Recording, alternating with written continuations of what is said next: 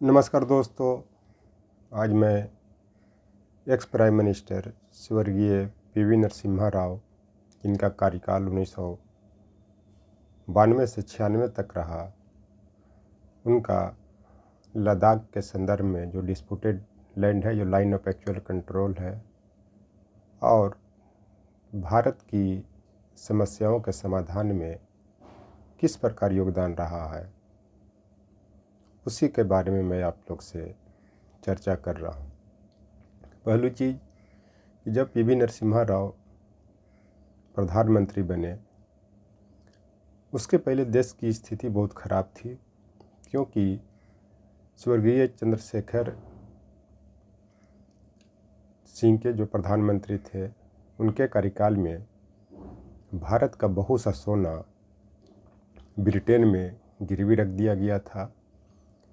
Growth भी बहुत नीचे था, लगभग 2 से 3% था, और हर क्षेत्र में हाहाकार मचा हुआ था। न रोजगार की सुविधा थी, गरीबी थी, कुपोषण था। तो जब उन्होंने प्रधानमंत्री का पद संभाला, उनका सहयोग तत्कालीन वित्त मंत्री मनमोहन सिंह, जो बाद में 2004 से 14 ईस्वी तक भारत के प्रधानमंत्री भी रहे, बहुत योगदान रहा। तो जो भी देश का सोना गिरवी रखा हुआ था, उसको उन्होंने वापस लाया। लेकिन आज के समय में जो प्रधानमंत्री हैं, कोविड काल में बहुत सा सोना ब्रिटिशर्स बैंक के पास गिरवी रखे, उसको किसी ने नहीं जाना, जो अब धीरे धीरे भारत में लाया जा रहा है। तो उसको हर तरह से प्रचार प्रसार किया जा रहा है। इससे लग रहा है कि वो सोना जो है वो खरीद करके लाया जा रहा है, या ब्रिटिश सरकार गिफ्ट में दे रही। उसी समय में 1992 ईस्वी में जो लद्दाख का जो लाइन ऑफ एक्चुअल कंट्रोल है, जो डिस्प्यूटेड था, भारतीय सेना ने उस पर अपना भी दावा ठोकना शुरू किया। उसी समय पेट्रोलिंग पॉइंट 1 से 65 तक भारतीय सेना ज़बरदस्ती पेट्रोलिंग करना शुरू किया, क्योंकि वो अक्साई चीन के आसपास ही पड़ता है।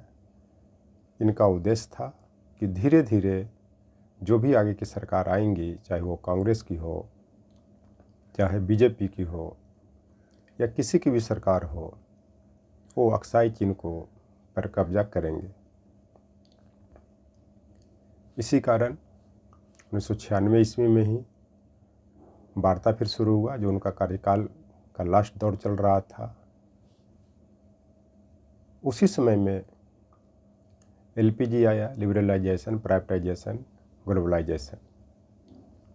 क्योंकि वही नहीं, पूरा देशवासी तड़प रहे थे, परेशान थे।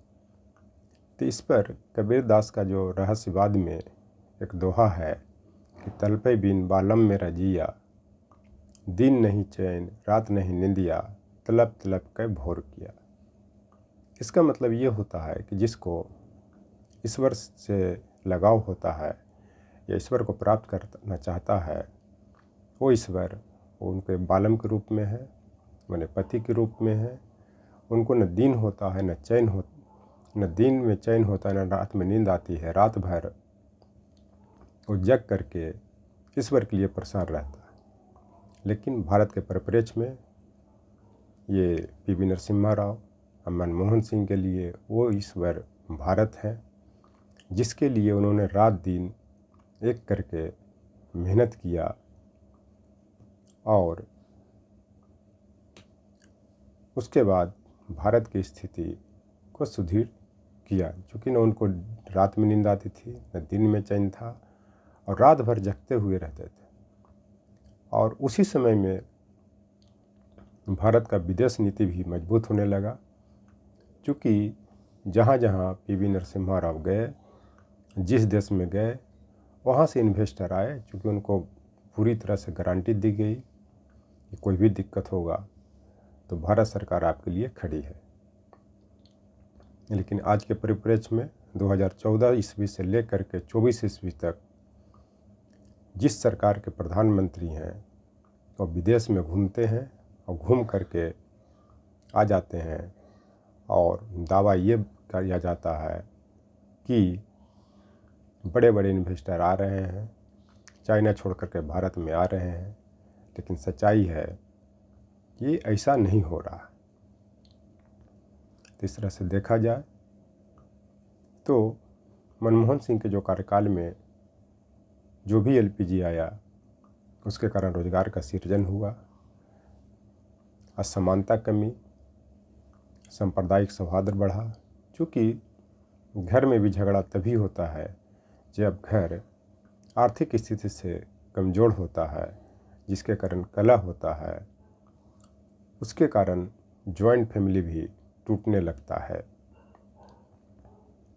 मारकाट भी बहुत होती थी, नक्सलिज्म भी बहुत था, आतंकवाद भी बहुत था, आपका और तरह तरह की समस्याएं देश में थी वो थी। लेकिन जैसे ही लोगों को रोज़गार मिला, लोग खुशहाल ज़िंदगी बिताने लगे तो देश समाज में शांति आई।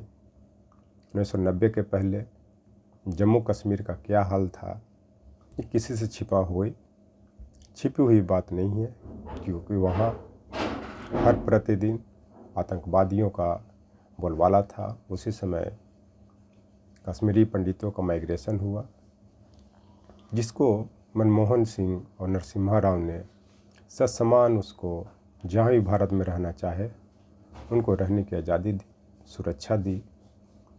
लेकिन आज के परिप्रेक्ष्य में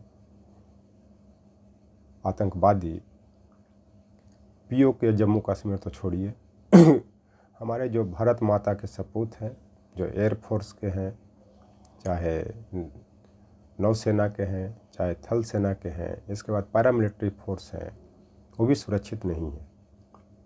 उसका उदाहरण उड़ी attack, Pathankot attack, Pulwama attack, ये सब देख सकते हैं।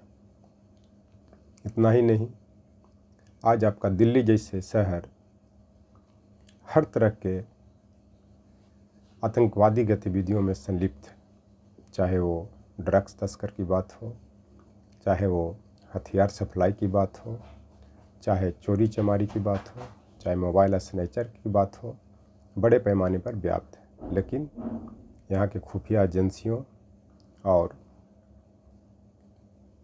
पुलिस बल के सहयोग से इस पर काफ़ी हद तक कंट्रोल किया गया है। विगत दिनों में वो पूरा देशवासी देख रहे हैं। इस पर कवि प्रदीप ने भी कहा था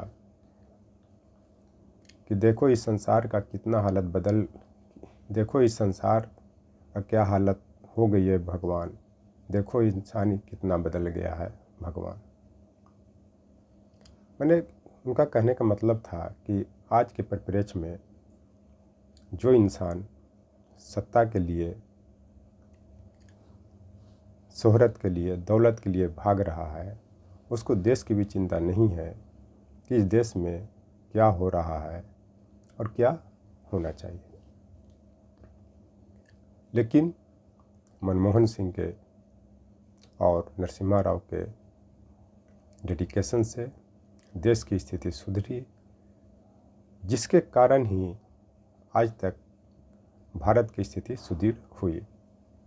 लेकिन 2003 ईस्वी में जो वाजपेयी जी का कार्यकाल रहा, उन्होंने तिब्बत को चीन का स्वशासित देश का दर्जा दे करके चीन को मन को बढ़ाया, जिसके उपरांत चीन जो भी भारतीय क्षेत्र है, जिसको डिस्प्यूटेड क्षेत्र बोलता है, लाइन ऑफ कंट्रोल नहीं बोलता है, वहाँ पे वो फिर आगे बढ़ने का प्रयास किया।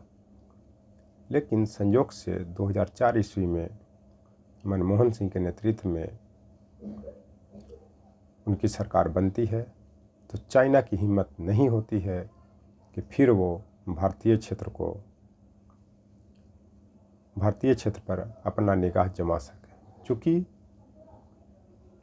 2004 से लेकर 14 ईस्वी तक भारतीय सीमा, खास करके चीन के क्षेत्र से बहुत मजबूत था, जो कि स्वर्गीय प्रणब मुखर्जी के नेतृत्व में इंफ्रास्ट्रक्चर का डेवलपमेंट हुआ। सीमाई क्षेत्र में रोड का निर्माण हुआ और जो भी इंफ्रास्ट्रक्चर था वहाँ पे पहुँचाया जाने लगा। इस चलते मैं यह कह सकता हूँ कि जो कंट्रीब्यूशन भारत को बनाने में, विकास में स्वर्गीय नरसिम्हा राव का रहा, उसी के बल पे आज भारत विकसित भारत की ओर अग्रसर हो रहा है। Thank you.